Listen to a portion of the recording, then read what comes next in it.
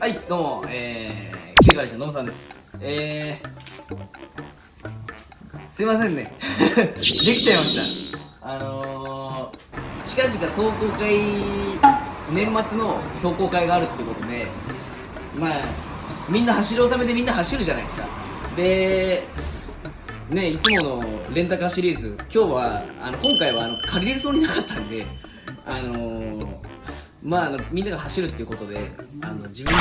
走りたいじゃないですか。ということで急ピッチで、1週間かからないぐらいで前回のパイプフレームの状態から一気に動くように仕上げました。とりあえずもう走ればいいんで動くようにだけした感じです。なので今回なんかもう作業動画とか本当は一個一個撮っていきたかったんですけど、もう急ぎすぎててもうそういうの全然撮れなかったんで、なんでもうちょっとざっくりですけど、今から主に何をしてったかっていうのを、紹介していこうと思います。じゃあまず、エンジンルームとりあえず乗りましたとりあえず乗りました。もうどうだろう、本当は仕様変更するつもりだったんでタービンとかも変える予定だったんですよ。上置きにしたかったんで、こんだけやってってね、下置きかっこ悪いじゃないですか。なんででもとりあえず今回はとりあえずどうとかいいってことで、もうバンパーとかもね新品そのままつけて塗ってもないし、もうそのまんまなんですけど、とりあえずもう、オイルクーラー、インタークーラーこんな感じについてます。で、エンジンはもう普通の SR ノーマルです。基本的にはヘッドガスケットとカムは変わってます。で、インジェクター740の、タービンが僕はこれマンバタービンついてます。ちょっと見えるかな見にくいちょっと見にくいですけど、マンバタービンっていう海外のタービンなんですけど、これを買ったのが一昨年ぐらいだったかな。一昨年新品買って、でそっからずっと使ってるんですけど、なかなか壊れないんですよ。で全然速いです。普通に僕のはすごい良かったです。当たり外れあるか知らないですけど、僕のは速いですね。全然06の L2 とかよりは速かったです。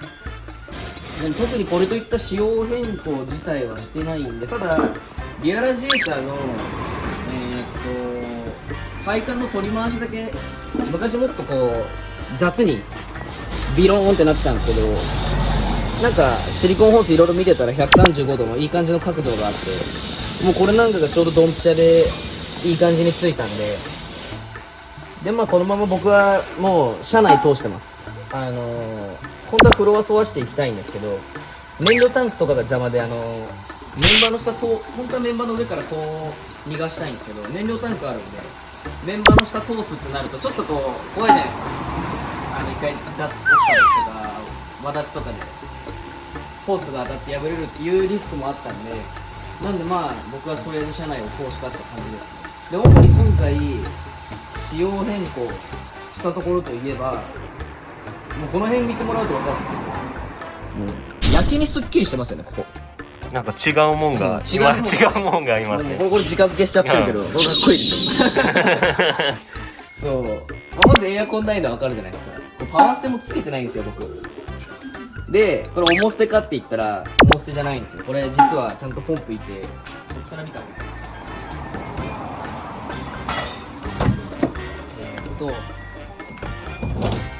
あそこにタンクついてるの見えますよね。で下に電動ポンプ MR2 の純正のパワーステの電動ポンプ流用して、であとはそれにフィッティングとかがつくように紀ノ国さんで部品頼んで、で溶接とかそういったものはMJC さんっていうショップさんの方で、制作してもらいました。で配管リアラジエーターもこんな感じですね。配管はでも車内も一気に進めたんで、ドライバッテリーとメーターとかヒューズとか辺に全部つけて、であとあれですよね、みんな気になるのヒューズボックス移設。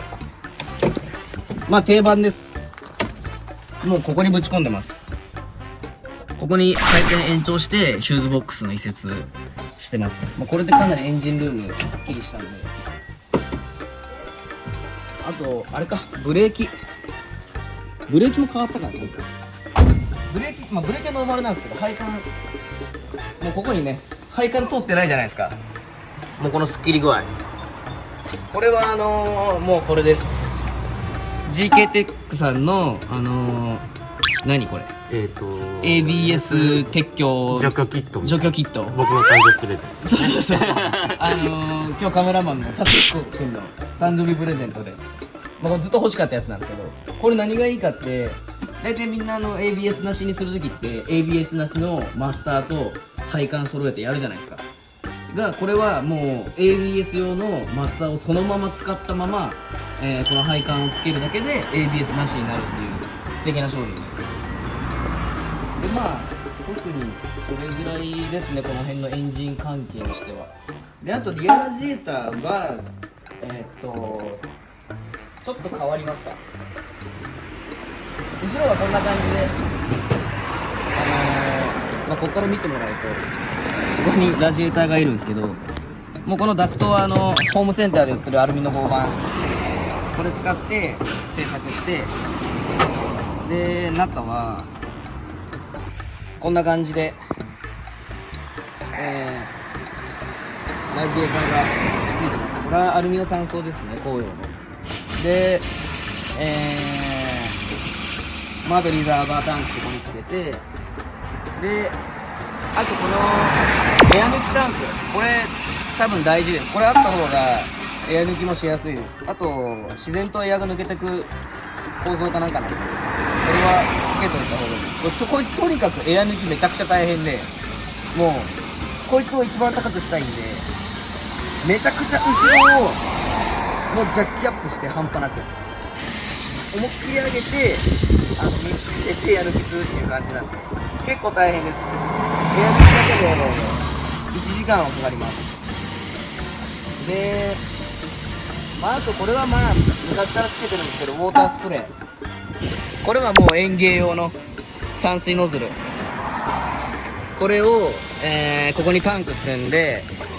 で純正のウォッシャーポンプ、ウォ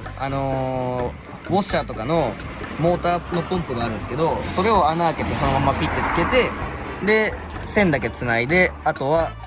このままつなぐといった。これ抜けてますけど抜けてますけど、これ今見たらここで抜けとる。おったおった。はい、これ後で直しますなんでかしら抜けとるし、怖っ危ない、気づいてよかった。明日なんですよはいもう今日が最終チェックなんで、よかった、動画通りながら危なかった、水が出ないってなるとか。こんな感じですね。でホース自体はもう何使ってんのってあまり聞かれますけど、僕あんまり言いたくないんですけど、これ普通に本当リアラジエーターやろうと思って、メッシュホースとか38回とか32回のメッシュホースで作ろうと思うと、ホースなんか10万近くいくんですよ。でもクソ高いんですよ。で僕はこれ実は、耐久性はちょっと怪しいんですけど、なんて言ったらいいんだろう、園芸とかそっち系のホースではないんですけど、一応工業用の、耐圧ホースで、温度的にも別に結構耐えれるタイプだったんで、それを使ってみて、でも昔僕ロードスター乗ってた時代があったんですけど、僕昔本当にそんな車知識なくて、ラジエーター2個つけたら冷えるんじゃねみたいな感じで、僕昔ロードスターラジエーター2個つけたことあるんですよその時にこのホース使ったことあって、その時は全く問題なかったんで、もうそれを思い出して、このホースでいけるんじゃないかなと思ってつけてみましたけど、今のところ問題ないですね。これは前回のリアラジエーターの時から愛用してます。今のところ問題ないです。でちょっと見た目が悪いんで、サーモシートぐるぐるに全部巻いてますけどこんな感じですね。あとあとフェンダーが変わってるっていうのと、今回大幅軽量化っていうのもあって、ここはもう中切ってます、ボディを。もうこの側だけのどうせもう見えないじゃないですか。なんかもう中何にもないですよ。だってもうここからすでにだってもうおかしいじゃないですか。本当は燃料本来あるねものがもう向こう見えちゃってるし。でまあそんな軽量化って言って何度もサンルーフついてるので、はい、これは本当は僕は外したいです。なんでこれは後々ですけど、ここはルーフ作ります。本当はカーボンで作りたいんですけど、多分予算的に厳しいんで、はい勝彦君が FRP で、はい、FRP 職人なんで、職人ではないんです、まあ船屋なんで FRP は音のものなんで、おそらくなんでまあちょっと一回試しに作ってみたいっていうことなんで、そうですね、強制で作れよってちょうど勝彦君の1号がサンルーフなしなんでいい型があるんでそれで型を取ってそうですね、ルーフ作ってね、でこのサンルーフバイバイ、これなくなったらかなり軽くなると思う。軽いですね。これだけが本当にネックなんですよ。僕は本当はサンルーフなしがいいんですけど、もう僕の持った車がサンルーフついてて、でそのまま自然とこの車をいじることになっちゃってこうなってますけど、今更箱も変えたくないじゃないですか、ここまでやってそうですねってな感じですかね。車内とかもまあ特にまあブリットさんのフルバケにも、あとメーターはまあちらほらまばらですけど、デフィがついてたり音ゲージついてたりちょっとバラバラですけど、今はまあ後々揃えようかなっていう。もう今回仮なんで本当に全然もう走る気とかなかったんですよ。まだまだ時間かけて作ろうと思ってて、でもうね走らないといけない感じな空気じゃないですか、周りが周りがね来ないのみたいな。自分の車あれってとりあえずエンジン乗せれば動くんじゃないのみたいなこと言われて、そう言われてみりゃそうだなと思って、とりあえずエンジン乗せてみるかと思って、いざエンジン乗せてみたら足りない部品めちゃめちゃあるし、そういやパワーステ俺ねえやんってなって、でポンプは買ってあったんで、もう急ピッチでもうファーストポンプ加工してもらったり、ホース、買って取り付けたりっていうので、本当に1週間でやりましたけど、どうですかね、1日朝から夜の12時ぐらいまで作業して、それぐらいまだハーネスとかも全部途中だったんだ、配線がだったんだ。まず配線から全部やって、もう何からやっていいかわからなくててな感じで、あとパワーステポンプとかはもうそれは車外、こっから車内に入ってますけど、ここの中からでまあ車の下通してますね。これは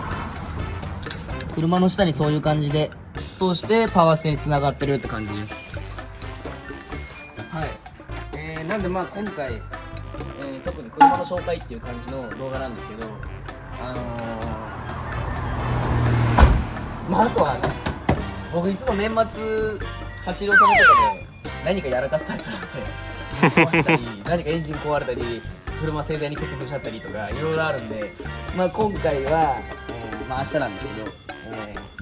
とにかく安全に帰ってこれるように、で次からは本格的に仕様変更の方を進めていくので、まあ、こんな感じで、車の紹介といった感じです。なんで次の動画は、明日投稿会の動画が、を撮りながら走るんで、なんで、それの動画もまたこれの、今回の動画の後にアップするんで、それもよかったらぜひ見てください。ご視聴ありがとうございました。